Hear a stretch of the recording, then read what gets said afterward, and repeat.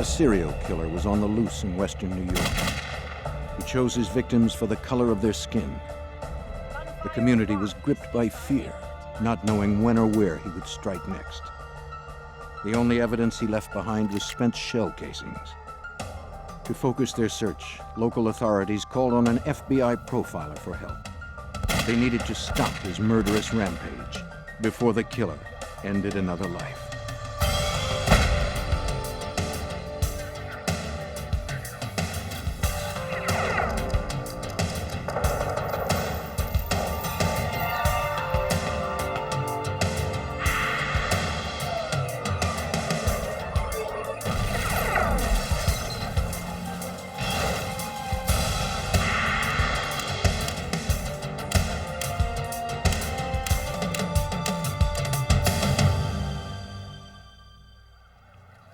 In Buffalo, New York, a sniper targeted African-American men.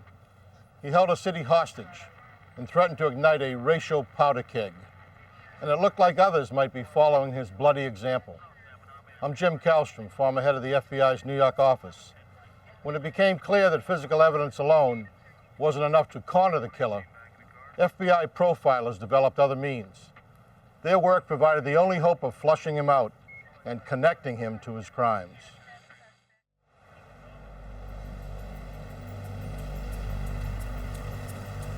On September 22, 1980, in Buffalo, New York, Larry Robinson drove up to a supermarket with Glen Dunn. Dunn promised to wait while Robinson went in to cash his paycheck.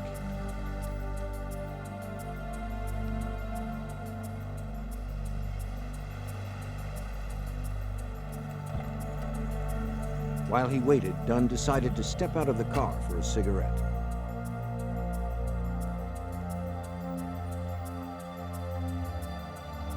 At about 9:45 p.m., psychiatric nurse Madonna Gorney just finished her shift. On her way home, she decided to pick up some groceries. Not far from where she parked, Gorney spotted Dunn fidgeting in the shadows. She was alone and felt unsafe. There had been robberies in the area, and Gorney did not want to be another victim. She headed straight for the lit entrance, where she passed another man who appeared to be waiting for a ride.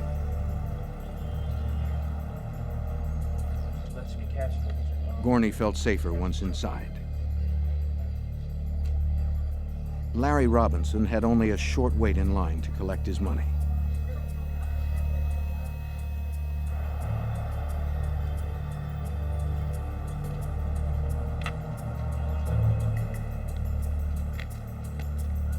Looking for his ride, he noticed Dunn's car parked at the end of the building.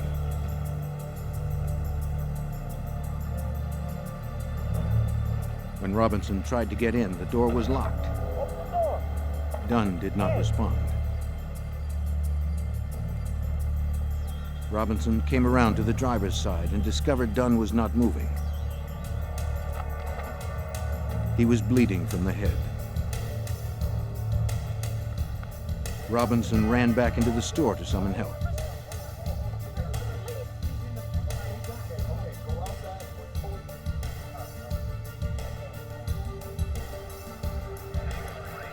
When Madonna Gorney left the store, she noticed commotion at the end of the building and asked if she could be of any help. The security guard replied that it wasn't necessary. The situation was under control.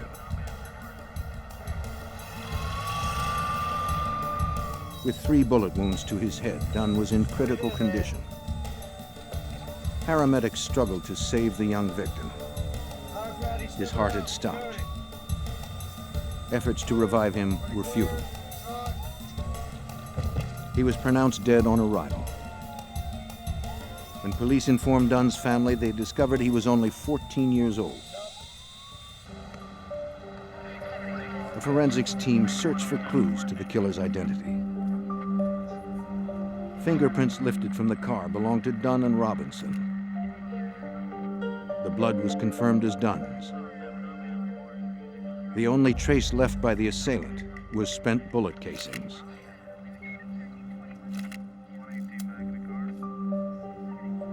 They had been fired from a .22 caliber weapon.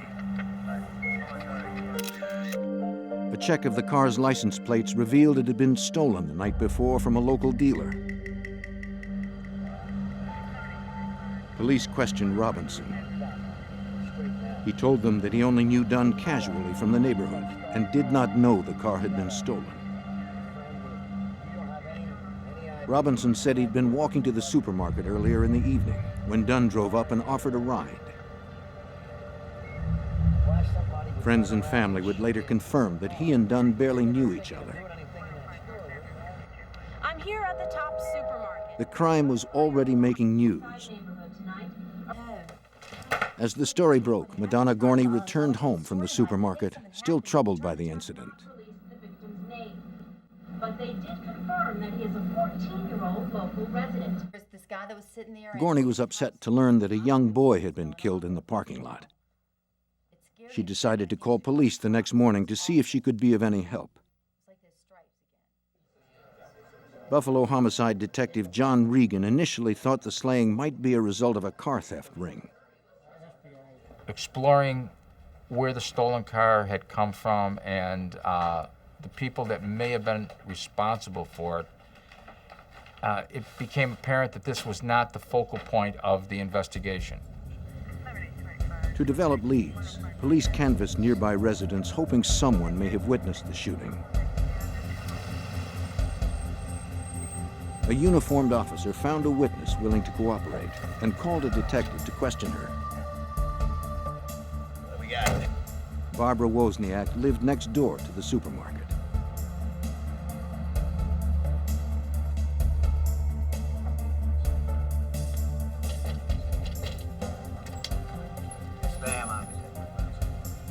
She told the detectives that she had heard the gunfire and seen the assailant. Well, we just start from the beginning. At around 9:45 on the previous evening, she was cooking when she heard 3 pop-like sounds. She hurried to her window to see what had caused the noises. She saw a white man running from a parked car. He wore a hooded sweatshirt that obscured his face.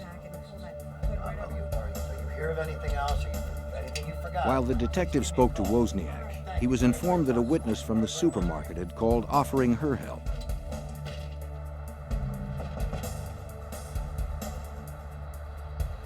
It was psychiatric nurse Madonna Gorney. The real reason I called was because a 14-year-old kid had been killed in that car the night before, and all I could think of at the time was, I'm a mother. If somebody killed my kid, I would really want to know who it was. Gorney recounted what she had seen that night at the supermarket, hoping it would be of some help. When I pulled in, I noticed a man standing under the lamppost near the edge of the parking lot. When I got out of the car, I purposely walked farther away from him, with the idea that, yeah, I was alone, it was dark. If he was standing there, he was probably up to no good, and I didn't want to be part of it. Anxious, Gorney looked for other people who might be of assistance if she were to become a victim of crime. My first reaction was, wow, there is somebody else out here. As I walked closer to the door and was able to get a better look at him, I thought to myself, if something does happen, he's not going to be of any help to me, because basically he had a very dazed or very dopey look on his face, and I wasn't impressed.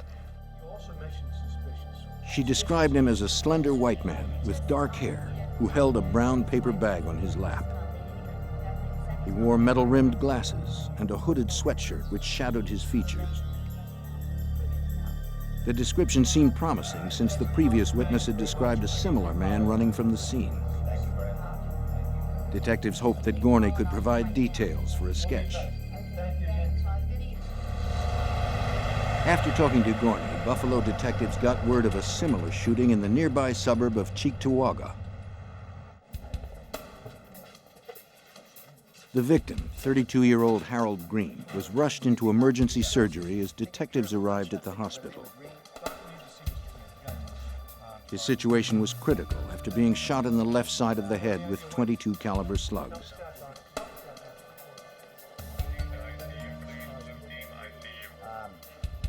you with the green down in there? Detectives found his wife in the waiting room and asked what she knew of the shooting.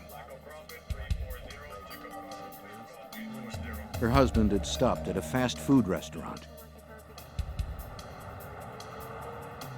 He was sitting in his car eating his lunch when a hooded white assailant walked up and shot him. When an employee heard the gunfire and saw the shooter sprint from the scene with a brown paper bag, she called her manager.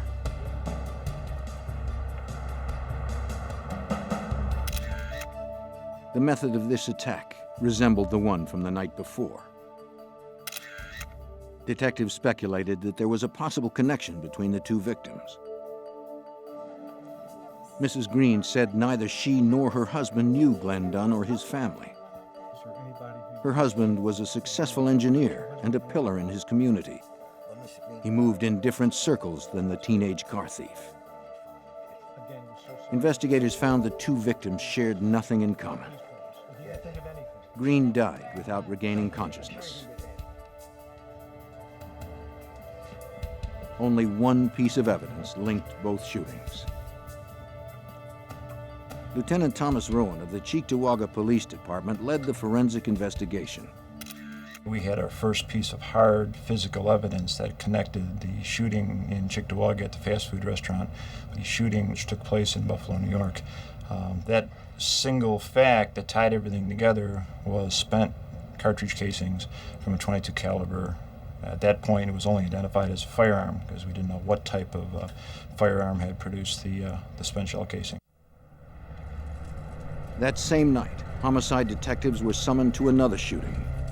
It was the third attack on an African-American man in less than 36 hours. 31-year-old Emmanuel Thomas had been killed while crossing a residential intersection. From eyewitness accounts, the investigators pieced together the chain of events. An hour earlier, Frenchie Cook left the home of his friend Emmanuel Thomas. Thomas, a freelance house painter, told his wife he was going to the store and would be right back. Be careful. Neighbor Thomas Jackson saw the two friends walk by and head for the corner of East Ferry and Zenner Streets. As Thomas and Cook crossed the intersection, the killer struck from out of the darkness.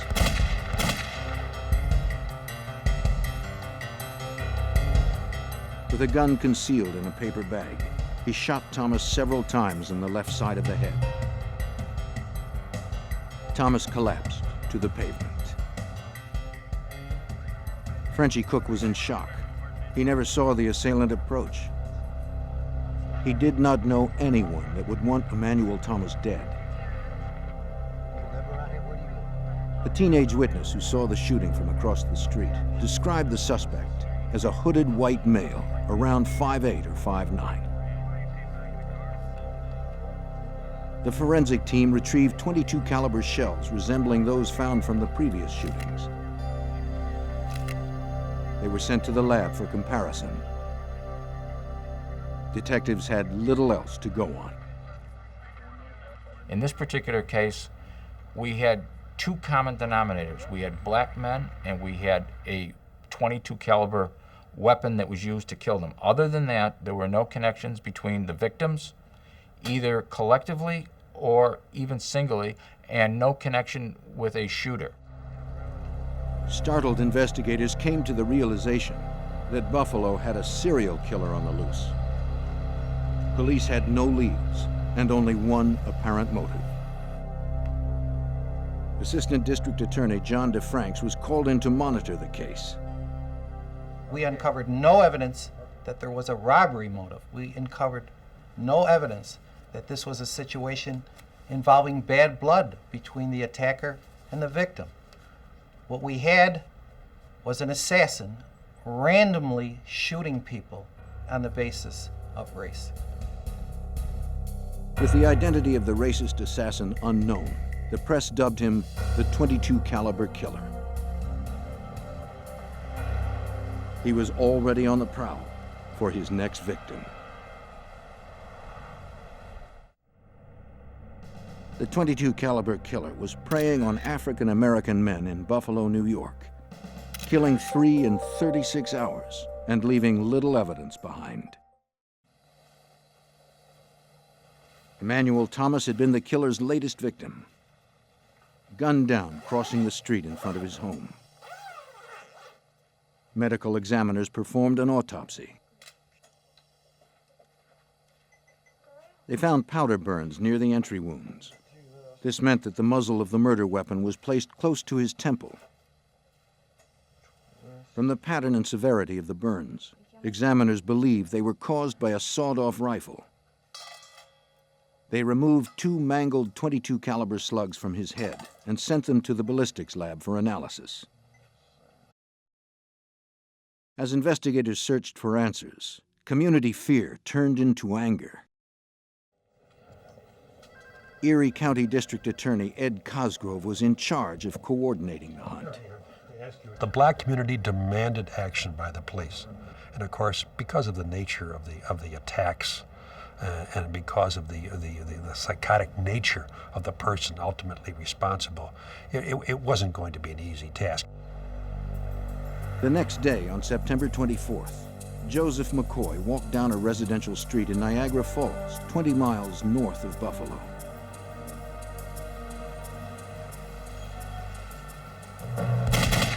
In front of a church, the 43-year-old man was ambushed and killed.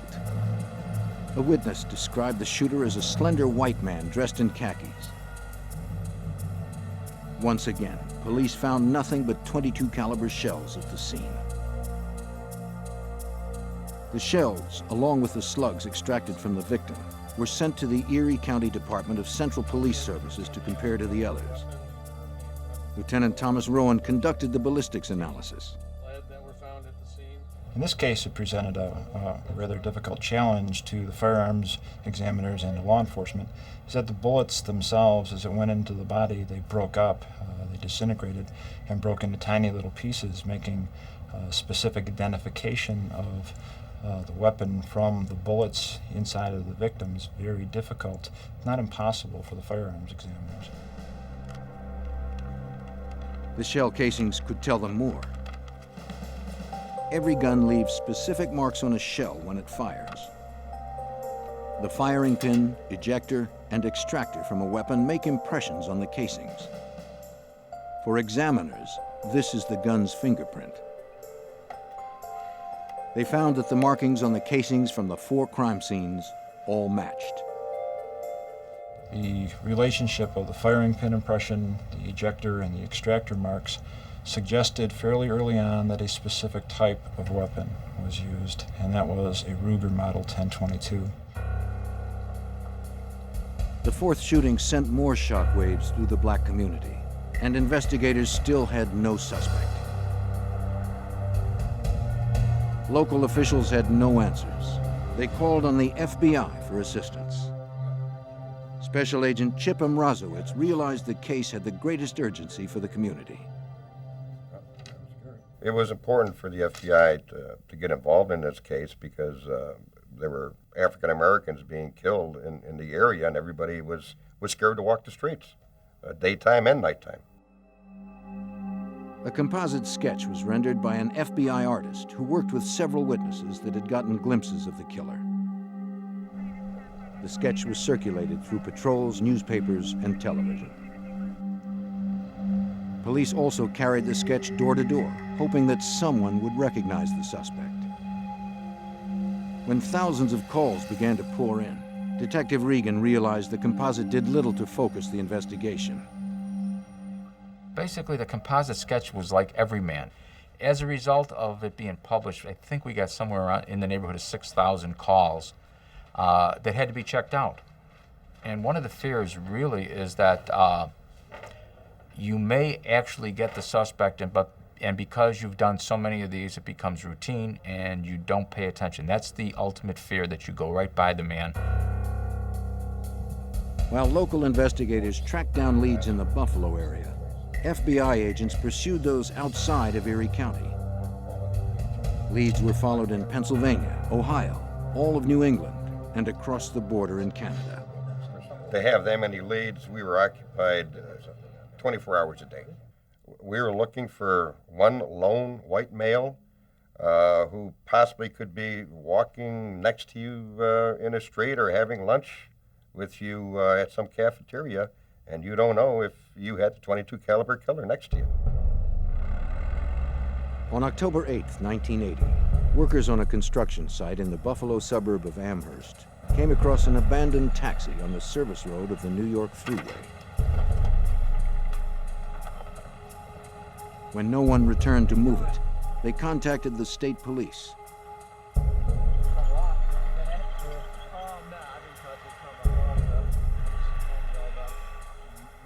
The trooper who responded inspected the empty cab. He found a wallet under the front seat that held a driver's license but no money. It belonged to 71-year-old Parler W. Edwards, an African-American cab driver. The keys were missing, and Edwards was nowhere in sight. The trooper decided to search the trunk, but found it locked. No keys? Nothing. Using a crowbar, he forced it open. He found the missing driver. Parler Edwards was literally bludgeoned to death in a parking lot in the town of Cheektowaga. We found pieces of his skull, parts of his mouth, teeth that had been knocked out, a great deal of blood. Before throwing Edwards' body into the trunk, the killer had also cut open the driver's chest and removed his heart. It wasn't clear that the Edwards slaying was connected to the others, since a .22 caliber rifle was not used. The fact that he was a black male certainly raised suspicion in the minds of the investigators. Said, could the killer have now progressed to mutilation of the body in this case? No one knew for sure. Perhaps it was an isolated incident perpetrated by a copycat killer.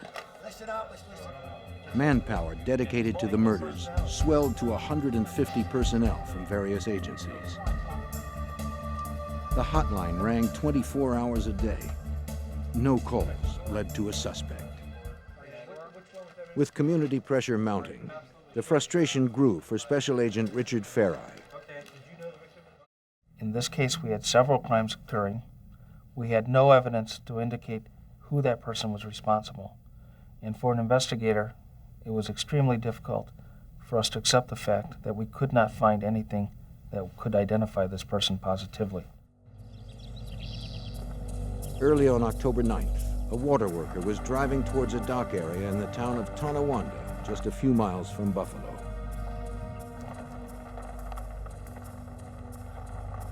On the edge of the road, he spotted a man laying face down near the tall grass.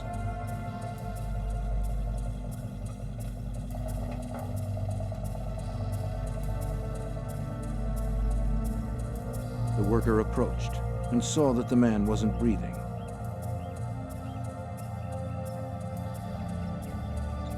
He immediately called authorities.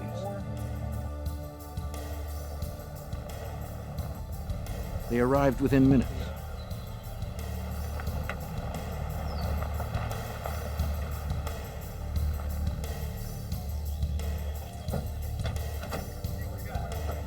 Investigators identified the victim as 41-year-old Ernest Jones. Like Edwards, Jones was a taxi driver who had his throat slashed and heart cut out before his body was moved to a remote location. He was the 6th African-American male to be murdered in the Buffalo area in less than 3 weeks. Authorities were baffled. With little evidence to guide them, they weren't sure if one person was responsible for all 6 homicides. Only one aspect linked the first 4 shootings with the deaths of the 2 cabbies. basically what you have is the four shootings which are definitely linked. You have the two cab drivers who are linked to each other, but not necessarily to this. There's controversy even within the police, within teams of investigators as to whether or not they're connected. Agents and local authorities had no way of knowing if there were one or two serial killers out there killing black men.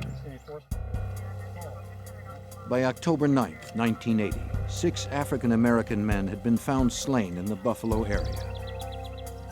Authorities were not certain that only one person was responsible. In just 3 weeks, the serial killings had split the local community along racial lines. District Attorney Edward Cosgrove led the investigation.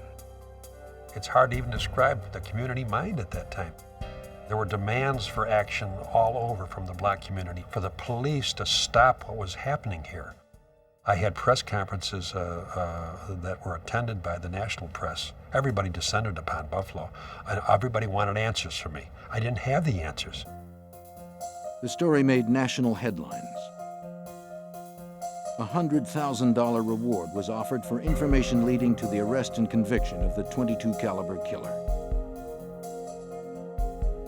President Jimmy Carter took notice. With the wedge of civil rights violations dividing the Buffalo community, the president declared the investigation a federal case.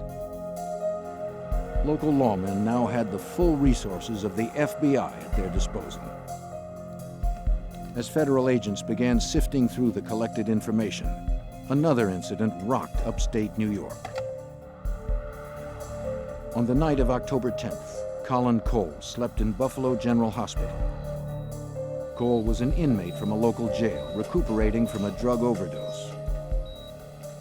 Just as visiting hours were coming to a close, a man walked down the hall of the 7th floor looking for Cole's room.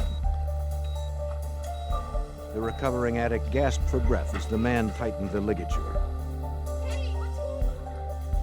A nurse administering medication surprised the strangler. He fled, leaving Cole alive.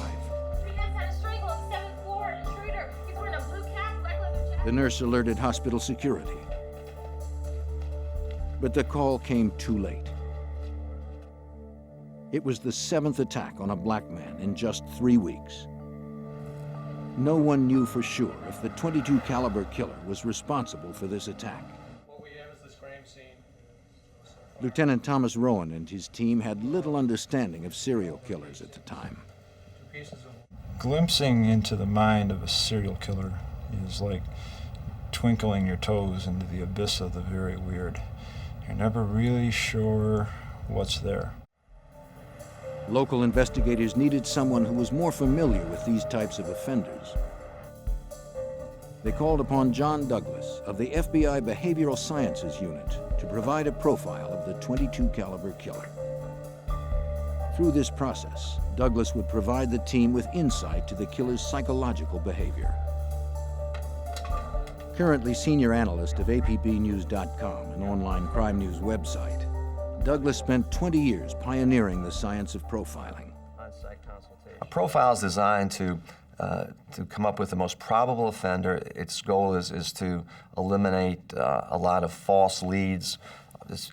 An attempt is being made as well to maybe refocus the investigation of law enforcement or possibly reinforce the investigation by telling them that you're on the right track here. Douglas was on the next plane to Buffalo. During the trip, he familiarized himself with the case files.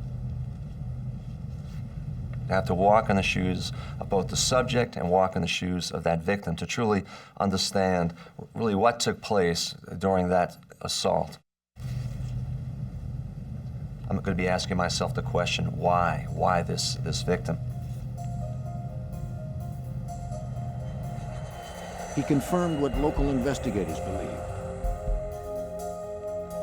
The only connections among the 6 murder victims were their race and sex. They were black men who had been chosen by at least one killer as targets of opportunity. The strangled survivor, Colin Cole, was not a random victim since he had been sought out in his hospital room. The profiler believed Cole's attacker was at the very least a racist copycat, not necessarily responsible for any of the murders. Douglas needed to probe further. He had to meticulously recreate each murder from the known evidence. Reviewing all 6 attacks, the profiler looked for behavioral characteristics that could be ascribed to just one offender.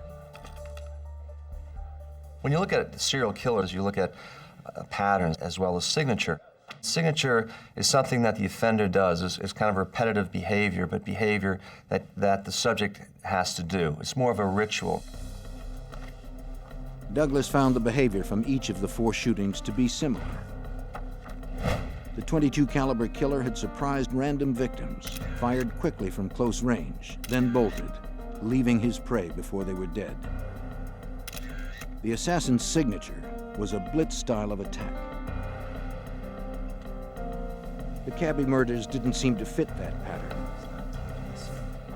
In those 2 cases, the killer had severely bludgeoned the victims, mutilated them, then dumped them far from where they were killed. The killer had spent a great deal of time with the bodies, even after death. To Douglas, this suggested 2 different killers. There are different types of serial killer. They're the very personal types of serial killers and the impersonal style and type of serial killer. The personal type of an offender wants to look in the eyes of the victim, and they want to spend hours, if at all possible, with their victims, being in a position of total control and domination. That's what really is going to turn them on. It appeared that cabbies were murdered by a personal type of serial killer. Those crimes demonstrated a rage and overkill that were not evident in the shootings. Douglas believed that the psychopathology of the .22 caliber killer left a seemingly different behavioral thumbprint. And the assassination style of serial killer are somewhere in an age group between 25 to 28 is when they first begin to surface. And how they can be described as really even more of an asocial type of personality, not so much antisocial, but asocial, keeping to themselves. They generally become obsessed with weapons. They may be found with having multiple weapons as well. The person would probably, if he was in the military, I said that he'd have difficulty in any branch of the service and would probably, at some point, would even receive a discharge. To the profiler, it looked as if Western New York may have had 2 distinct serial killers on the loose. Douglas reported his findings to local investigators. Because the technique of profiling was new in 1980, a few had doubts about its reliability. Some people look at this as this is some type of voodoo or witchcraft. I mean, how are you able to determine, for example, age of the offender? And actually, it's pretty easy once you do enough of these cases. From his experience with similar cases, the profiler added that the .22 caliber killer would most likely be an avid hunter, having a history of menial jobs. Douglas stressed that it was up to the local team to find or eliminate suspects based on his profile. This is a good tool, but really it's you. You're the people up there, you police, you're going to solve the case. I'm not going to solve the case. To me, this is the easy part. I'm just going to try to help you maybe refocus the case, give you an idea, paint a portrait of the offender, but really you're the one who's going to knock on the doors and wear out the leather soles and come up with the suspect. A national all-points bulletin of the .22 caliber killer's profile was received by law enforcement agencies around the country. Investigators had a description, but still had no name. Late in 1980, the FBI and local police searched for leads in the unsolved murders of 6 black men from Western New York. Hoping to focus the massive investigation, an FBI profiler was called in to assess connections between the cases. He believed it was possible that 2 distinct racist killers were responsible. 2,000 suspects were interrogated, but police made no arrests. Buffalo wasn't the only city in New York State facing terror in the streets. 400 miles southeast, in New York City, a knife-wielding attacker was terrorizing Midtown. Commuter Ivan Frazier was the victim of a subway knifing 3 days before Christmas. Blocking the attack with his arm, he survived and reported the assault to the NYPD. At 1:25 in the afternoon, Ivan Frazier noticed another rider talking with an attractive woman. To Frazier, it appeared the man was trying to pick her up.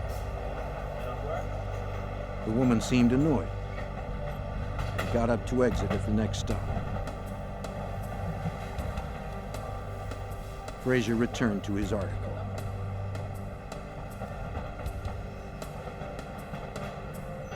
Without warning, the man across the aisle slashed Frazier in the forearm and wrist, then dashed away.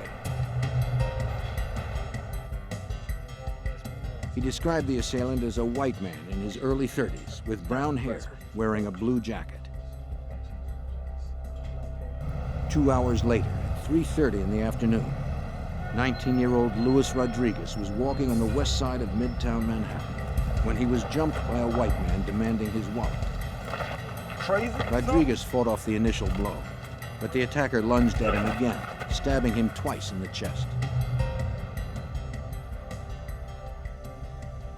Before he died, Rodriguez described him to police as a white man with brown hair, wearing a blue jacket. 3 hours after Rodriguez, Antoine Davis was found stabbed to death in front of a Midtown bank. By 10:35 p.m., Richard Renner died in front of a hotel on 49th Street. He was also stabbed. By 11 p.m., the killer was back on the subway looking for another victim. He spotted Carl Ramsey.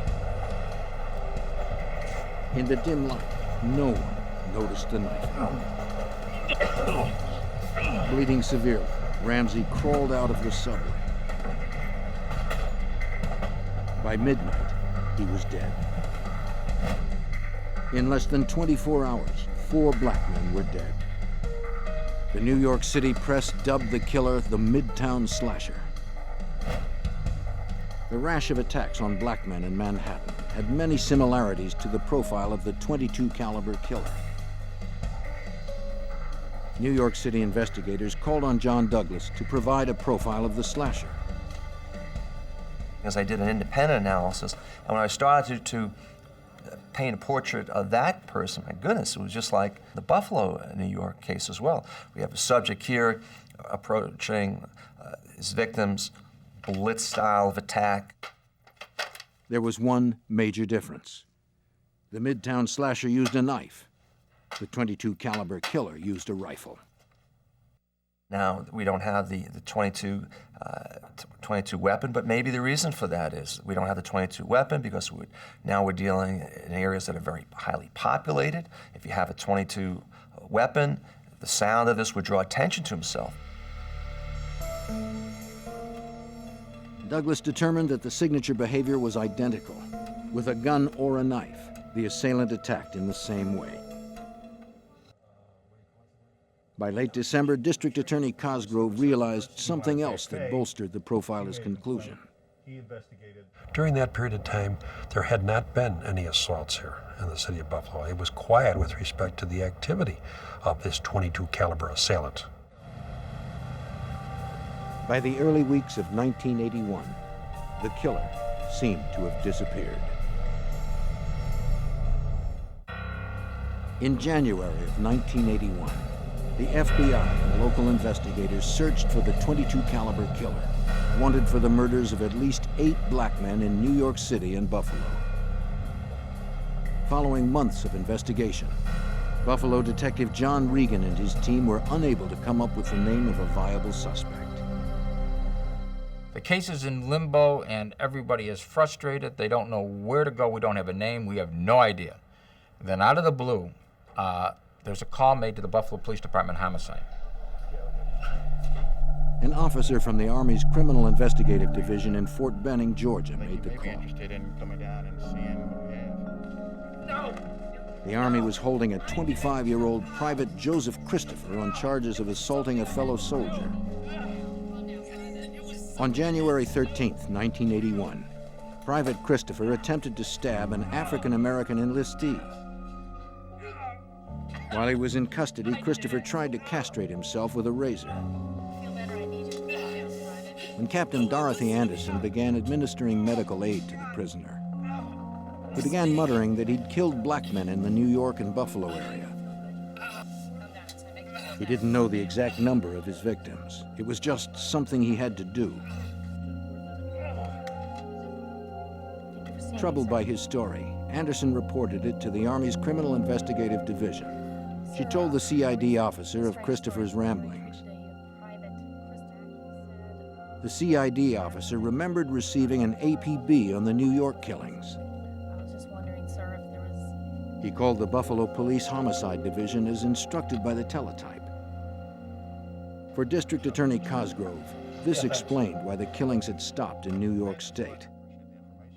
From the time of our discovery of the second cab driver's gruesome death until almost Christmas of 1980, when we had the killings, the 4 killings in New York City, there had been a cessation of attacks, and apparently that was when Joseph Christopher was in the Army down in Georgia, as we later found out. The FBI and the police finally had a name: Joseph Gerard Christopher. Agent Mrazowitz and his team compared Joseph Christopher's background to the .22 caliber killer profile. He was pretty accurate. He described him as a white male, but early 30s, a loner. Possibly, if he were in the military, he would be hospitalized. He would be seeking psychiatric care. Prior to being in the military, he would have had menial-type labor. As soon as you had the name Joseph Gerard Christopher, you knew that that profile matched. Investigators tracked down several friends and acquaintances of Christopher's. David Robinson had been a friend of the suspect for over a decade. Familiar with a gentleman named Joseph Christopher? They often shot target practice and went deer hunting together at Christopher's family cabin.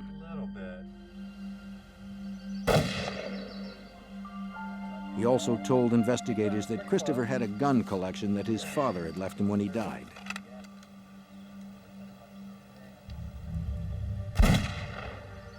The collection included a .22 Ruger rifle, but Robinson never saw one that was cut down.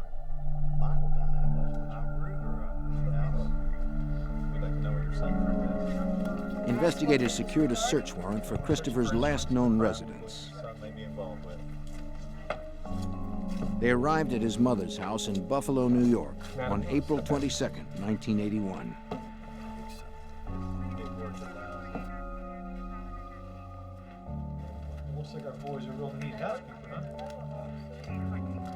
In Christopher's bedroom, FBI agents recovered metal-rimmed glasses and khaki clothing that matched witness accounts of the perpetrator's apparel.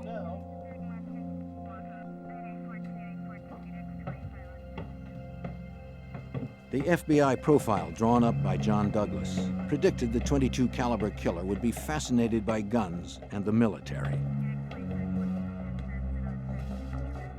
The Christopher basement was an underground firing range.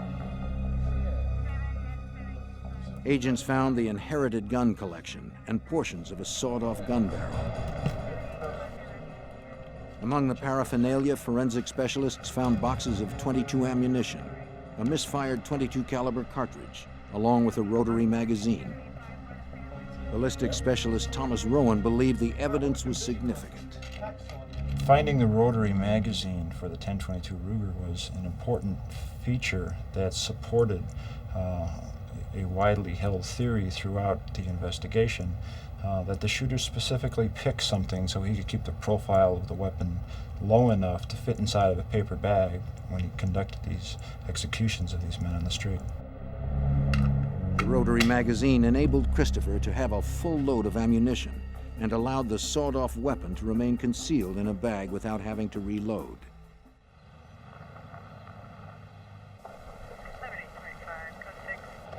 A second warrant allowed investigators to search the family cabin in Ellington, New York.